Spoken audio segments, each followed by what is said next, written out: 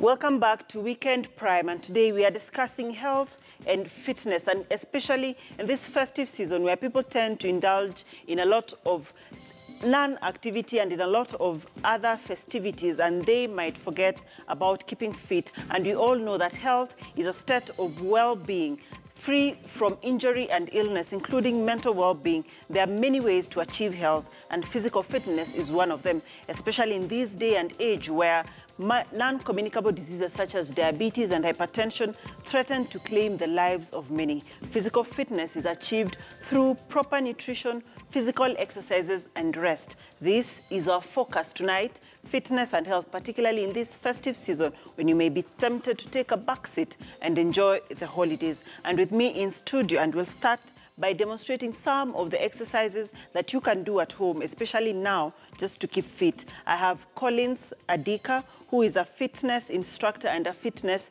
nutritionist. I also have Arnold Mose, who is a strength coach, and I will be joined later by Dr. Janet Githinji, who is a wellness enthusiast and who also happens to be an obstetrician and gynecologist. And I'll just go straight to the gentlemen. This festive season, people tend to take a backseat.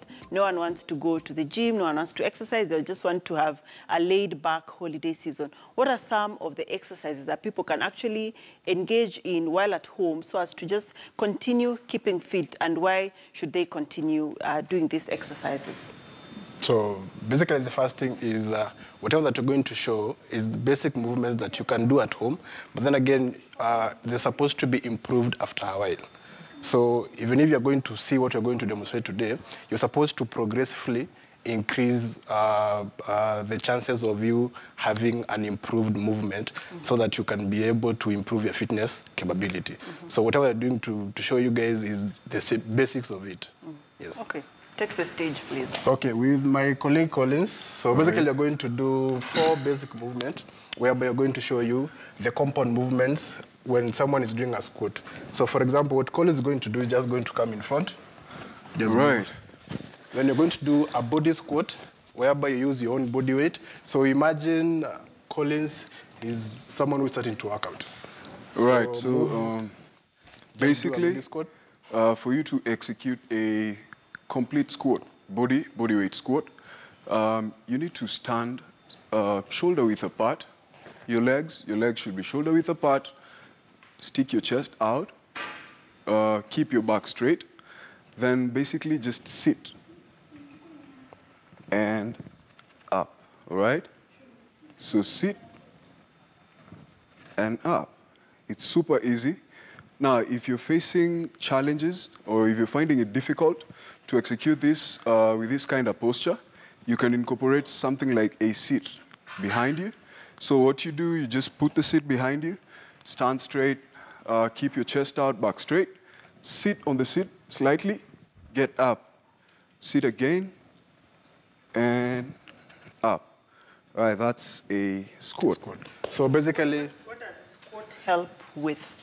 All right, so a squat is a basic exercise that trains your quadriceps, okay? These are the quadriceps. It also trains your hamstrings and the glutes, all right?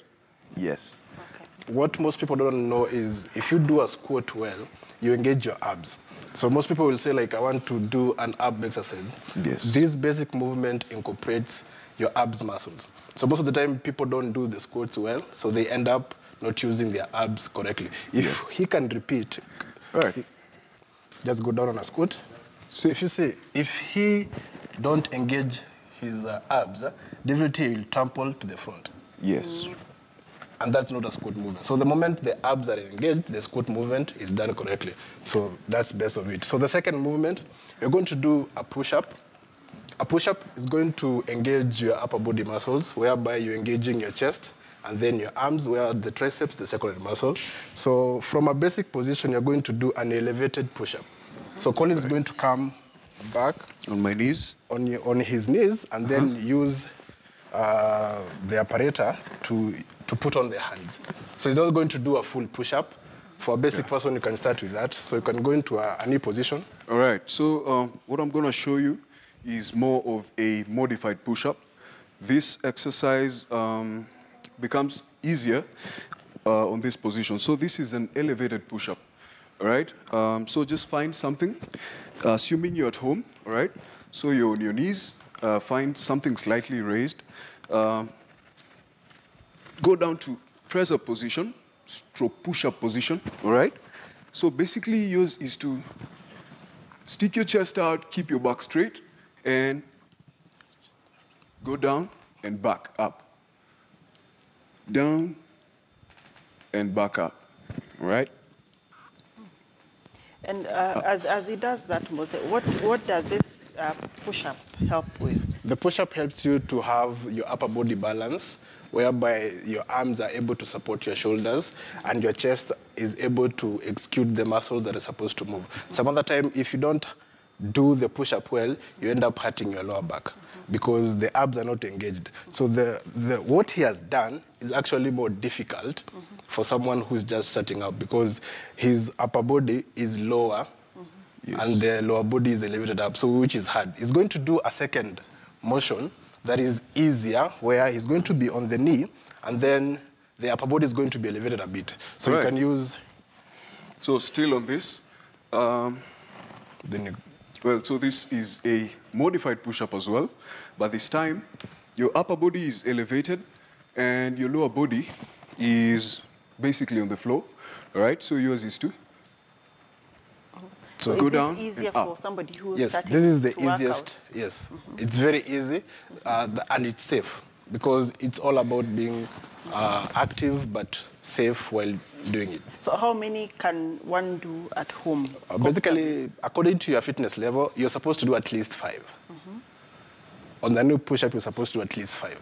If you do less than 5, then you're completely off in terms of your fitness level. Okay. So, but when you hit 5, you can be able to say, okay, let me now do 6 and then improve on that. Okay. But this is something that can be done. Yes.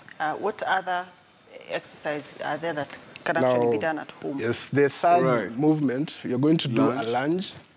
A lunge is a squat, but on a single leg. Okay. So he's going to demonstrate that. Yes. So and he's going to do an elevated one where his one foot is going to be on. Assuming this is a small table in the house or a small stool. Yes. Yes. So he's going to put one of the leg on the stool. All right. And then he's doing a lunge. So basically a lunge, for you to execute a lunge correctly, I would advise the best posture is to have, especially if you're doing this elevated lunge, have one foot backward, all right? So yours is this is basically a squat, but on a modified scale. Eh? So you go down and up, all right? You can choose to go 1 foot at a go, or you can as well alternate. But pointers to watch for, make sure your knee hovers slightly above the floor. It shouldn't touch the ground at all. Okay. So as he does that, Arnold, what does this help the body with? Or which part of the body does it work out? As it is called a lunge, it's a single leg workout whereby you are able to get your body to balance off. Most of the time, there are some things that you need to do. For example, if you need to pick something, you don't pick... some people don't pick stuff correctly. And some other time you find that you want to pick something on one leg and you can't do that. So there's this saying, if you want to know someone is drunk, tell them to stand on one foot. Yeah. So if you perfect a lunge, even if you tumble with one leg, you're able to balance off with the other one. So it gives you more of balance control in your muscle control. Okay. Yes. Okay. And another one, you have a fourth exercise? So the fourth one is a hinge. Yes. A hinge workout is whereby you use your hip to bend. As I was saying, most people don't bend or pick stuff correctly. So what's the correct way to pick stuff? I mean, so this is what Collis is going to show us. Right. So many people get problems, back problems because of picking up stuff, no matter how light it is, without the correct posture. So this hinge is basically a demonstration, and a hinge is totally different from a deadlift. Now, there's this exercise known as the deadlift. Now, this is a hinge. So you stick your chest out, first of all, have your back straight. Basically, what you do is you sit back, all right? Whatever weight you're carrying, make sure it's slightly below your knees. Don't take it too low, all right? So I'm going to repeat that. And that's the correct way to pick up stuff, all right? Yeah. So this, which part of the body does this work out? It works the lower back. Yeah. At the same time, it works the hamstrings. Yeah, okay, especially if, well, there's this variant where you lock your knees, all right? So when I'm doing the same thing, but with my knees locked, that way I'm working the hamstrings. Yes, and the lower back at the same time. Okay. But this one works the lower back. Okay.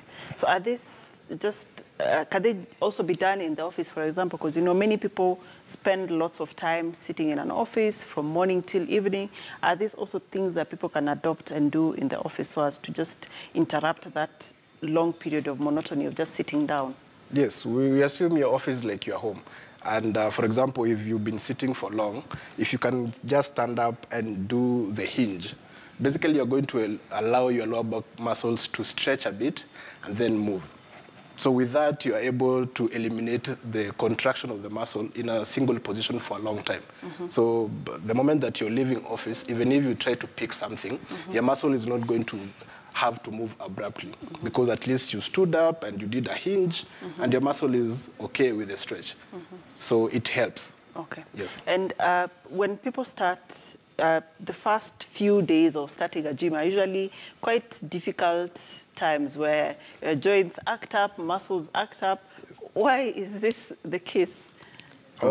Basically, when you've started out working out, you know your body is not yet used to a exercise regime. Huh? Yeah, so these are muscles that wear out as you work out, you know. So it shouldn't be a cause for alarm. What you do, you just continue and continue. And, you know, the more you do it, the more your muscles get used to. They get stronger. And it gets to a point where you no longer feel this kind of soreness. And what is that point that you no longer feel that soreness? The moment you are able, if you are doing, let's say, a push-up, and you're only able to do 2 push-ups, the moment you can do 4, your body has adapted. And that pain now will not be the same as the pain that you felt day one. You'll still feel pain, but not the same as when you started off. I tell all my clients, every day is a new day. So the way you felt in day one is not going to be the same way you're going to feel in month 3. But then again, you're going to be doing still the exercise. So the improvement makes the body adapt. And the principle of exercise is whereby the body adapts. Muscle is a growing tissue. So it wears out and it grows. And anything that grows comes out better than it used to. Okay. Yes. Okay. Thank you, gentlemen, for those few demonstrations of the exercise. We'll now take a short break, and when we come back, we'll be joined by Dr. Janet Githinji, who's a wellness enthusiast. She's also an obstetrician gynecologist, and the 2 gentlemen who are fitness instructors, that's Colin Sadika and Arnold Mose, and we shall continue this discussion on how to keep fit, how to maintain fitness in this holiday season. Keep it locked here.